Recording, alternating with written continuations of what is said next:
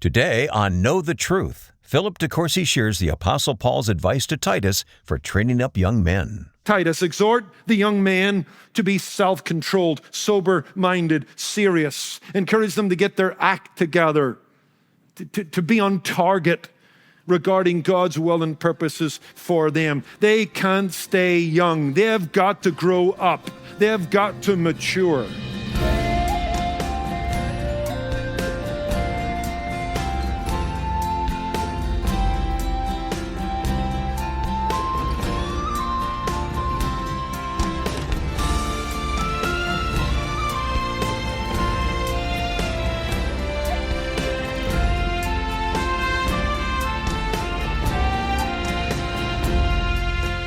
Hardworking, responsible, and self-controlled. Depending on who you are, those character traits may sound admirable or boring. Welcome to Know the Truth with Philip de Courcy. Today, Philip is presenting a recalibrating message that offers young men wise biblical guidance for growing up in a culture that encourages extended adolescence. Philip is getting into part 3 of a message called Man Up. He's giving extra time to a topic that affects men and the women in their lives. Our study is in Titus chapter 2, verses 6 through 8. Nature has its seasons, and life has its stages. In nature, we have spring, summer, fall, winter. And in life, we have the spring of youth. We have the summer of adulthood. We have the fall of those middle years. And we have the winter of old age. And as with nature, each season has its purpose. And it should be embraced for its purpose and its pleasure. And then one ought to know that you need to transition from one season to another in life. And we're about to come back into Titus chapter 2, where Paul has encouraged those who are at different seasons in life to act their age. You've heard that statement, act your age, not your shoe size. And it's a good word. We need to embrace our age. We need to enjoy our age. We need to understand the beauty of the season we're in, the uniqueness of that time in our lives, but also realize that we can't stay there. We ought either to look forward if we're on the front end, or look back to those who are coming up behind us if we're on the back end.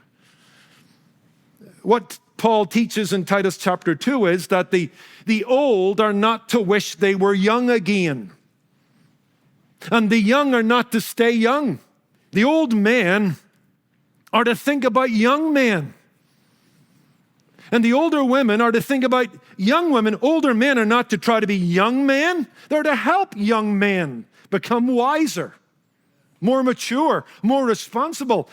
Older women are not to hanker for those days when they were younger and more beautiful and you know what, had more energy. No, they're to embrace the season of seniority and look back and help those young women that are coming up behind them to be better wives and better mothers and better Christians.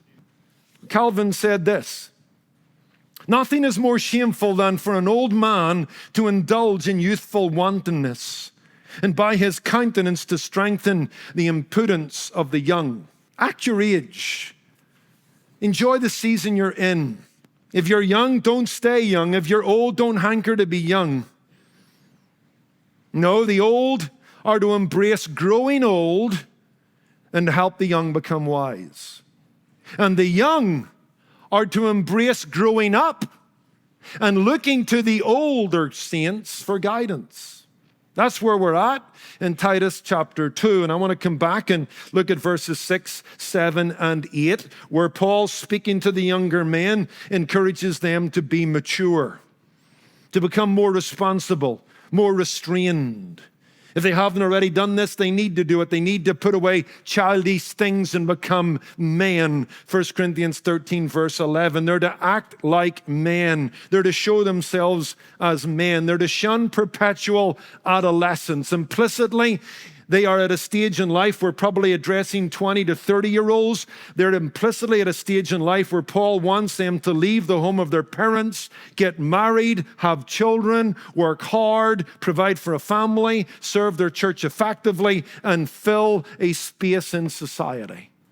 That's why he says, hey, Titus, exhort the young man to be self-controlled, sober-minded, serious. Encourage them to get their act together, to put life in gear, to be on target regarding God's will and purposes for them. They can't stay young. They've got to grow up. They've got to mature.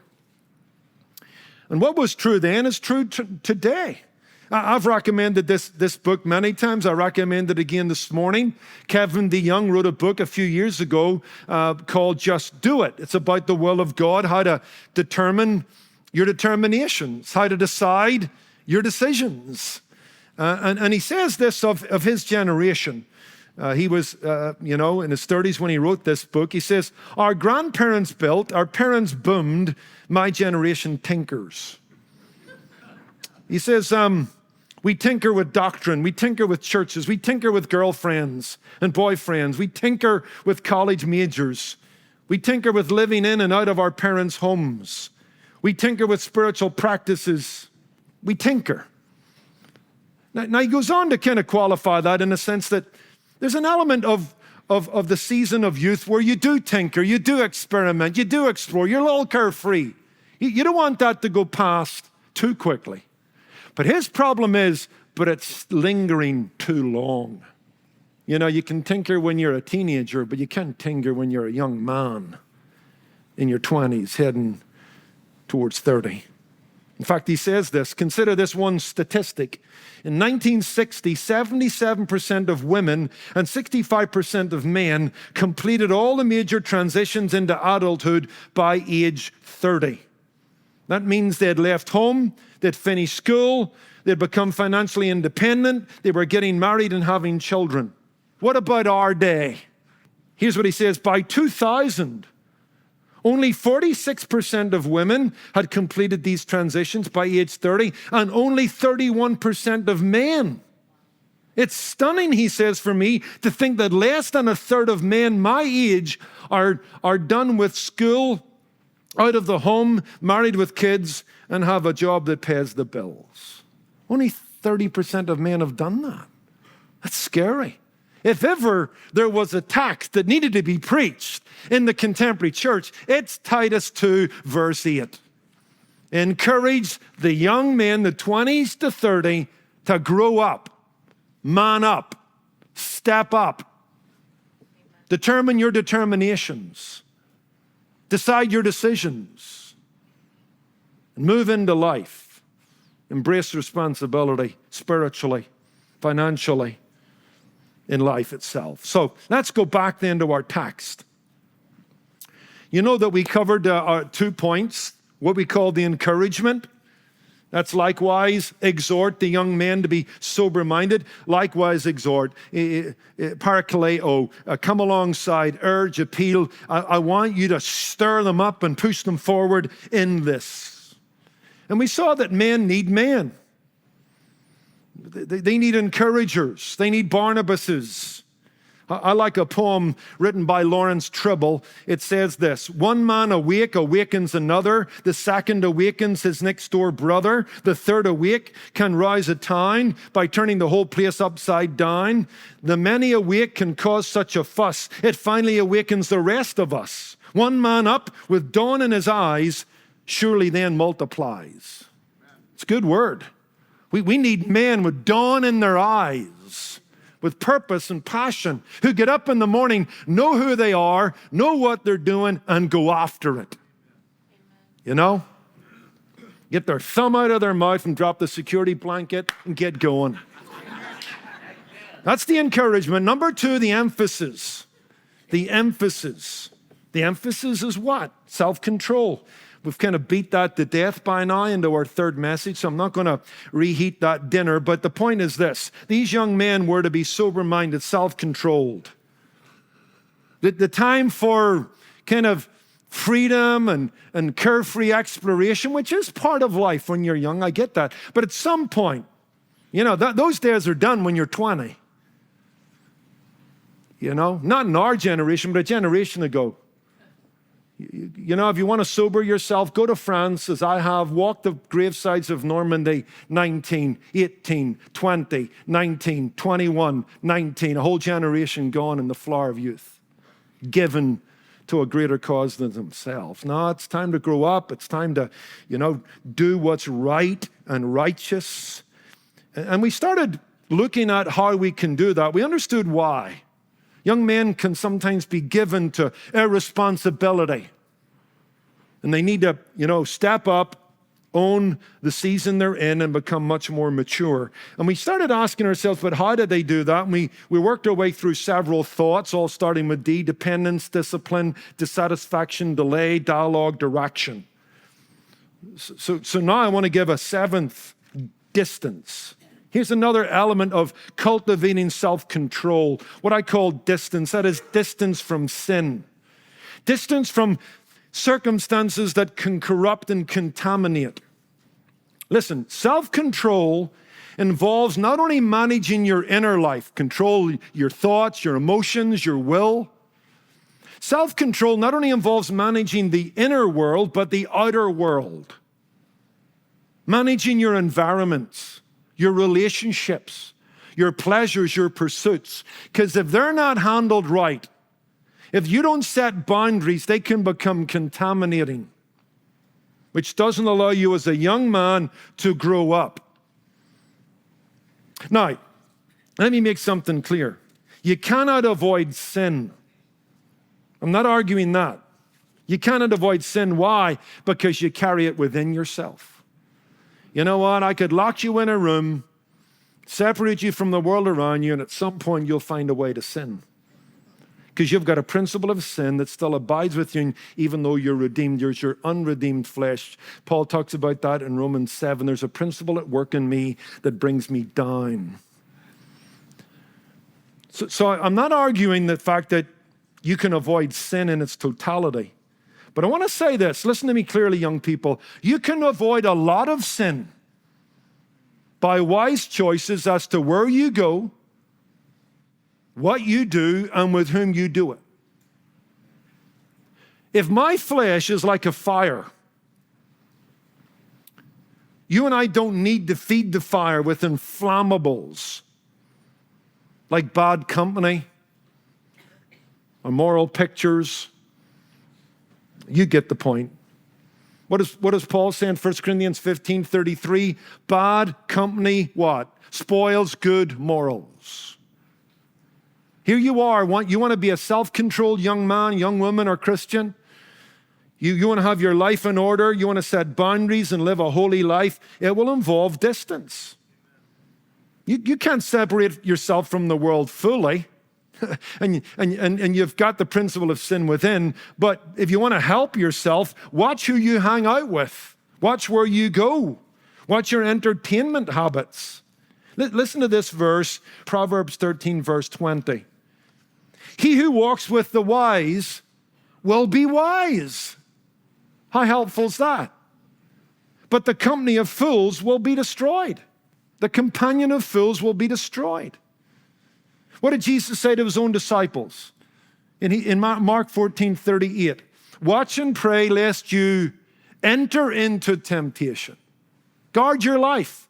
Watch your thoughts, watch your connections, watch your environment, set some boundaries, because you could enter into temptation.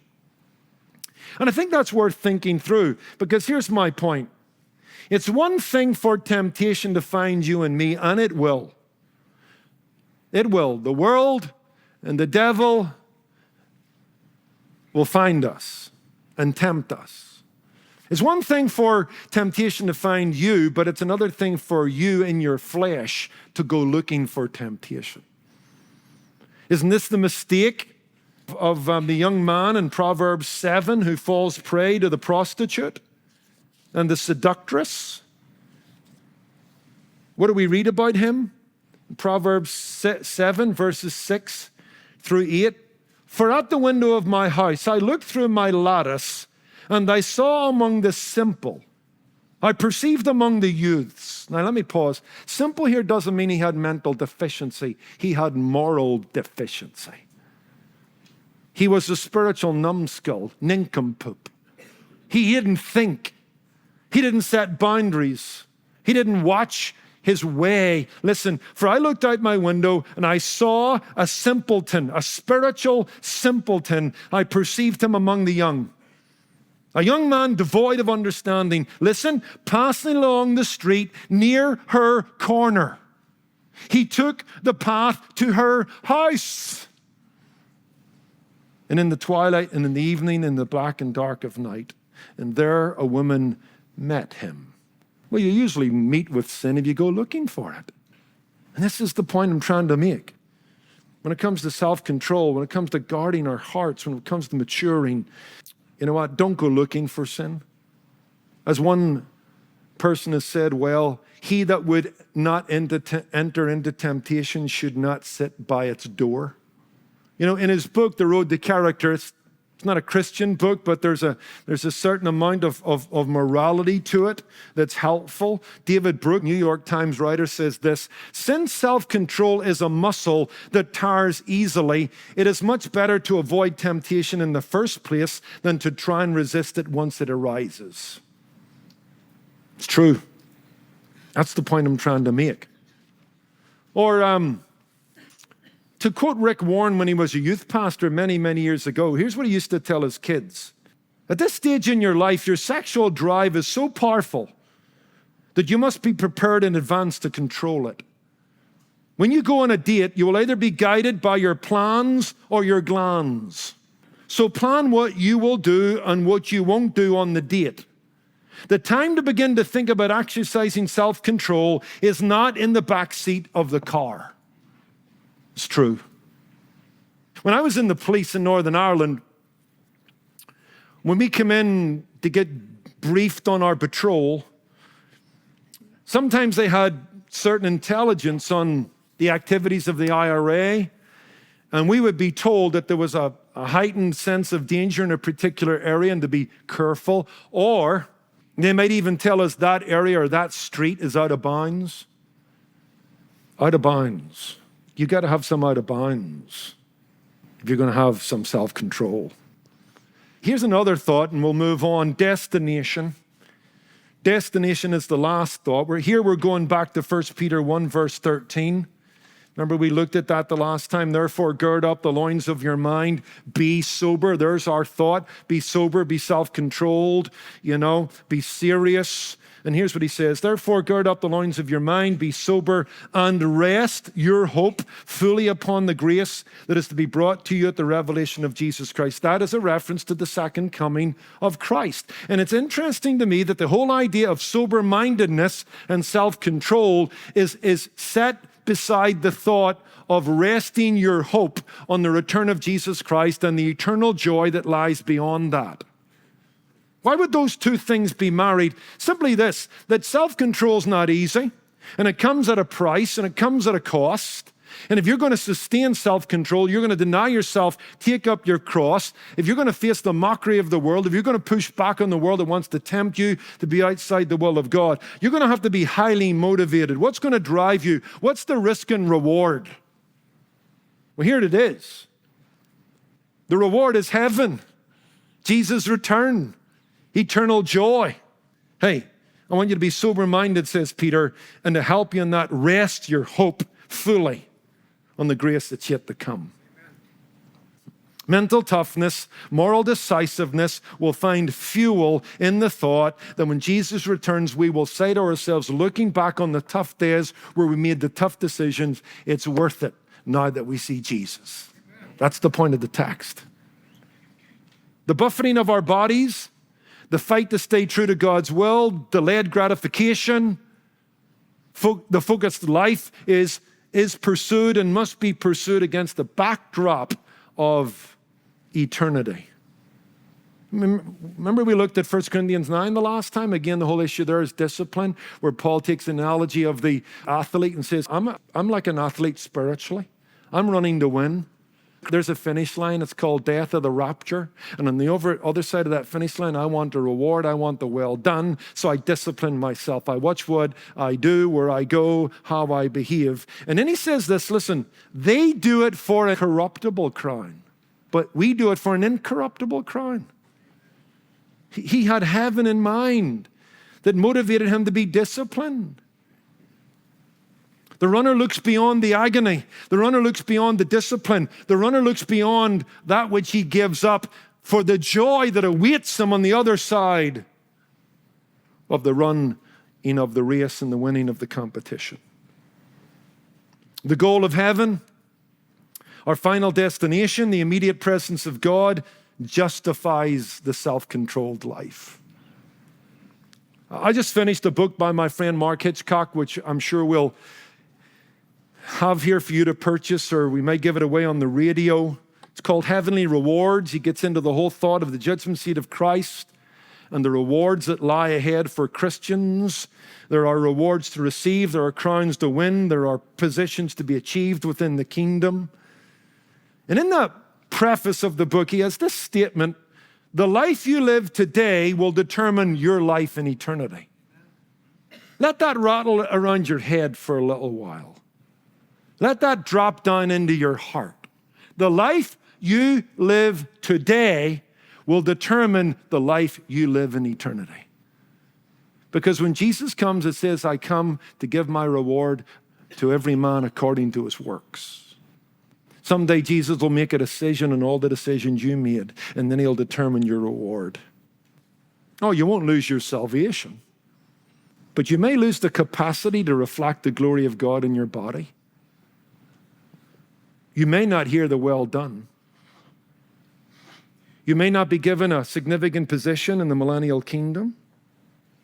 You may not have a crown to throw at Jesus' feet in an act of worship. The life you live today will determine the life you live in eternity. That brings about some determination and self-control. Isn't that what motivated Jim Elliot? I mean, how do you explain that man's life and death? As a martyr in Ecuador, well, before he went to Ecuador, he wrote in his journal in Wheaton College, October 28, 1949, he wrote this: he is no fool who gives up what he cannot keep for that which he cannot lose. I'm going to discipline myself now. I'm going to lose out now. I'm going to say no now, because all that stuff won't count in a future day. You're listening to Philip DeCourcy here on Know the Truth. Today's message encourages young men to self-discipline and maturity for a life that counts now and for eternity. You'll find all of Philip DeCourcy's messages online at ktt.org, and they're also available on the KTT app and podcast. Philip has more to share. Hey, Philip DeCourcy here. Know the Truth is committed to sharing the gospel with a world in need of truth, and your support helps make that possible. Through December 31st, your gift of any amount will be matched, doubling your impact. To give, visit ktt.org. Thanks, Philip. And what better way to mark Giving Tuesday than by supporting a ministry that's bringing biblical truth to listeners around the globe? Again, that's ktt.org, or you can call in your donation to 888-644-8811. As a thank you for your gift, we'll send you a beautiful 2-book devotional set from Charles Spurgeon, Spurgeon and the Psalms, and Spurgeon and the Gospels. Deepen your walk with God through the insights from the Prince of Preachers as you read through all 150 Psalms and the 4 Gospels with Spurgeon's beloved wisdom. Both books feature premium leather soft binding and space for your own reflections, perfect for your personal devotions or as a meaningful Christmas gift. We'll send it along when you support Know the Truth with a generous gift. Call 888-644-8811 or donate online at ktt.org. You can also mail your check to Know the Truth, Post Office Box 30250, Anaheim Hills, California, 92809. I'm your host, Wayne Shepherd. Be sure to come back tomorrow when Philip offers more biblical encouragement for young men. That's Wednesday on Know the Truth. Today's program was produced and sponsored by Know the Truth Incorporated. Jesus said, "You shall know the truth, and the truth shall make you free."